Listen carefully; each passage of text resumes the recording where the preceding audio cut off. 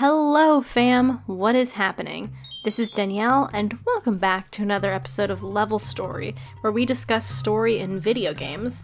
Today is our second to last episode before the finale of the first ever Level Story season. Can I just say, wow.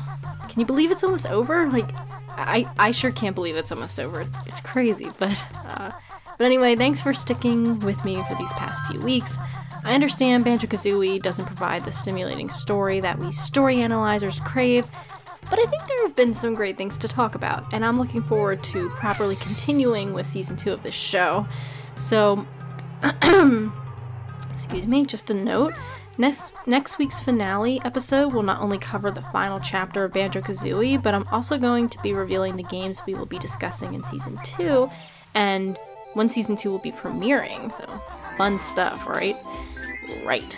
So, another note, when I say finale, that does not mean I will be covering the quiz game that Gruntilda gives Banjo.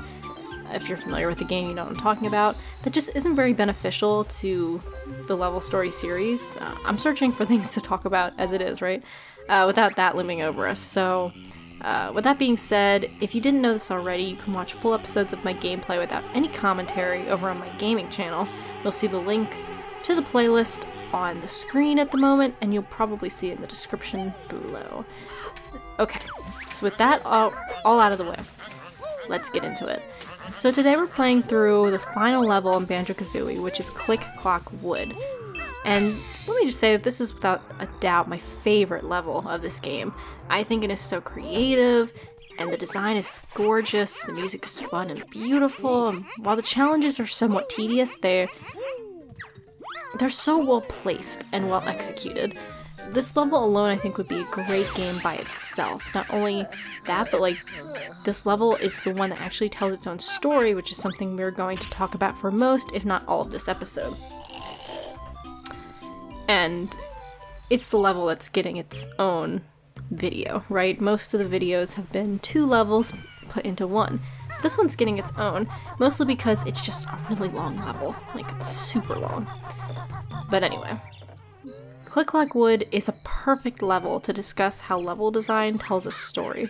So for those unfamiliar, this level comes in 4 stages, and each stage represents a season. And the game, it restricts you in that the player can't just enter any area they want. When you first enter the hub area of this level, all the doors that lead to the 4 different seasons are closed off, and the player has to travel through each season, apart from spring, in the order the game tells them. Or I said that wrong. Travel through each season to unlock more seasons, if that makes any sense. So you probably saw on the screen I activated the spring door in the hub area, and I also have activated the summer one already in the spring. And you'll see that throughout this video that when I open other doors. So I opened summer in spring, I will open autumn in summer, and I open winter in autumn. So obviously this is a pretty straightforward concept, right? Spring is the year of birth and life, then summer, then fall, and then we end with winter. I said that wrong. End with winter. It is very fitting and shows a progression and legitimate change within a world, something that we haven't seen at all in this game thus far. The closest we get to seeing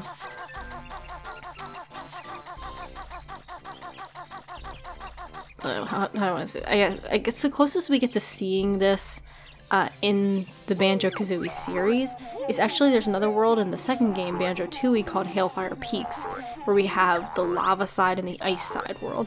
And that, I mean, don't get me wrong, that's really freaking amazing. It still isn't quite as interesting as Click Clock Wood, in my opinion. And then we also have like the darker Spiral Mountain in Banjo Tooie, which casts a more bleak shadow on Banjo's homeworld, and rightfully so after the dark opening of that particular game. That shows legit development within the game. It is a way to tell a story through level design and music composition, as the world is not only darker and cracked physically, but the music is much more depressing and slow, and, on a minor key. But anyway, back to Click Clock Wood. So, we start off with life and lots of colors, especially greens, and Click Clock Wood is thriving, but then summer rolls around and there's a drought. Then fall comes and it brings the rain, and we see a burst of red, and our characters are prepared for winter. And then in winter, most things are dead and reaching their conclusion. In other words, it all comes full circle. So, believe it or not, we're already halfway through this episode. Crazy, right? Which means that we're also coming to a close. So to finish off, basically, I want to talk about the characters we encounter and their stories and how they reflect the seasons they inhabit. But keep in mind, we have passed some of these fellas earlier on, but they always return in some capacity, so never fear. The first character I want to mention is Naughty the Beaver. We meet Naughty in the springtime when a huge rock is blocking the entrance to his home. And that stinks, right? Nobody wants to be blocked from their home. So Banjo Kazooie can't help him because of the water there. So however, they come during the summertime when the drought is hit, and they're able to smash the rock, which lets Naughty back into his home. Pretty great, right? Now we can't go inside then because the terrain is a bit too steep. However, we can visit Naughty in the fall. I believe in the fall, yeah, and in the winter time where he is welcoming and warm in his house. And I imagine that in our book of fairy tales, that would like take place in the Banjo Kazooie world, this would be just a beautiful little story. I mean, I truly think so. It sounds beautiful to me. One thing I want to mention before talking about other characters is that my favorite fairy tales are the ones that are random. You know, I love when things just happen in a fairy tale and it doesn't just make sense, but it happens. That's kind of like real life, you know? And to me, the randomness leaves the story open to multiple possibilities. In other words, it allows the reader to fill in the blanks with their own ideas, or leaves room for the author to fill the blanks in another story. One author who does this beautifully is, though he writes fantasy, not fairy tales, is Terry Pratchett. So, he writes the Discworld series. He's actually dead, but he wrote the Discworld series. I've only read 2 of those books, but man, I need to read more. And I absolutely love the 2 books I've read from the Discworld series. They're just fantastic, and that is what Banjo Kazooie makes me think of sometimes, so there you go. But moving on. Alright, so we next have the story of the growing plant. And once again, we first see this plant in spring when we plant it by farting eggs or pooping eggs into the dirt. It's beautiful, isn't it? Just beautiful. But then in the summertime, Gobi returns! Yes, Gobi's back! And we must jump on his back to give the plant some of the water he has been storing up. Then we do the same thing in the fall, and that is when Gobi tells us that he is going to the lava world, which actually translates to Hailfire Peaks in Banjo Tooie. Pretty cool, huh? And we don't blame you, Gobi. I would be annoyed too if a bird was jumping on my back like that.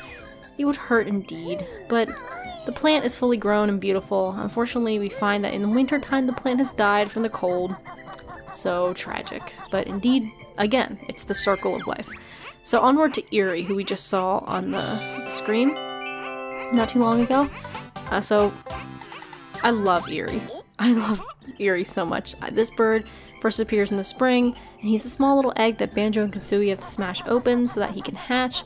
Then he takes a nap until the summer and fall, where we must feed him worms we find throughout the level, and each season he's grown bigger and bigger, and finally we find him as a fully grown bird in the wintertime, and he's ready to leave the nest and go somewhere warm for the winter, so off he flies.